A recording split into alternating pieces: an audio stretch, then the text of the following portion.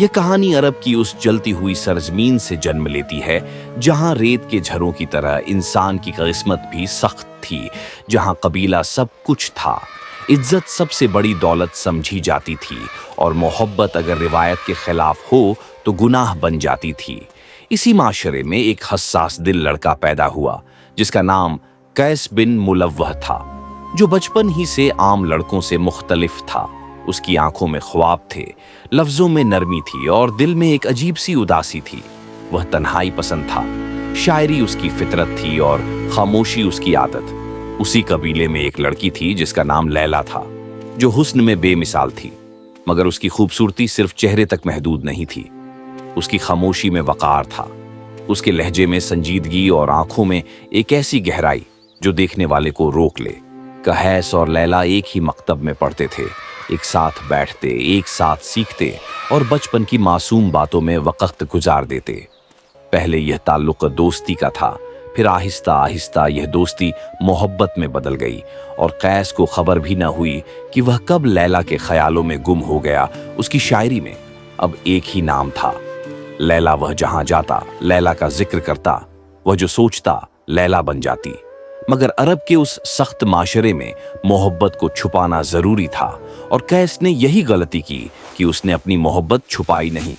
اس نے اشعار میں لیلا کا نام لیا، اور یہی بات لیلا کے خاندان کے لیے ناقابل برداشت بن گئی۔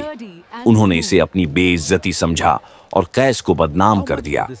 لوگ اسے دیوانہ کہنے لگے، اور اسی دن سے قیس مجنوں بن گیا۔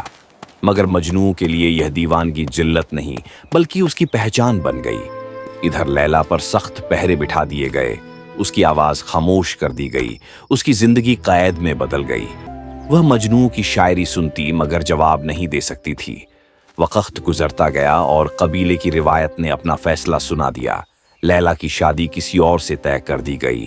وہ شخص دولت مند تھا، مگر لیلا کے دل میں اس کے لیے کوئی جگہ نہیں تھی۔ اس نے انکار کیا، روئی فریاد کی، مگر عورت کی مرضی اس معاشرے میں کوئی معنی نہیں رکھتی تھی۔ شادی ہو گئی، مگر لیلا کا دل وہیں صحرا میں بھٹکتے مجنوں کے ساتھ رہا۔ جب مجنوں کو یہ خبر ملی تو اس نے دنیا سے مکمل کنارہ کشی اختیار کر لی۔ وہ نہ قبیلے کا رہا نہ خاندان کا۔ وہ جنگلوں میں رہنے لگا، صحراؤں میں بھٹکنے لگا، جانوروں سے باتیں کرنے لگا، اور ہر جھرے میں لیلا کو دیکھنے لگا۔ اس کا عشق اب صرف محبت نہیں رہا تھا بلکہ فنا بن چکا تھا۔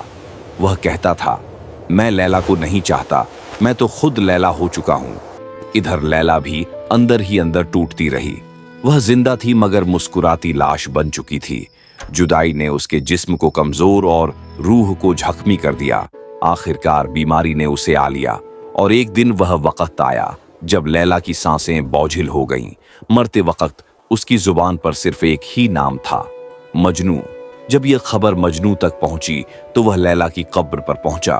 اس نے قبر سے لپٹ کر کہا کہ اب جدائی باقی نہیں رہی، اور وہیں اس نے اپنی آخری سانس لے لی۔ یوں وہ دونوں زندگی میں ایک نہ ہو سکے، مگر موت میں ہمیشہ کے لیے ایک ہو گئے۔ اور یہی وجہ ہے کہ لیلا اور مجنوں کی کہانی صدیوں بعد بھی زندہ ہے، کیونکہ یہ صرف دو انسانوں کی محبت نہیں بلکہ اس عشق کی علامت ہے جو انسان کو خود سے مٹا کر محبوب میں فنا کر دیتا ہے۔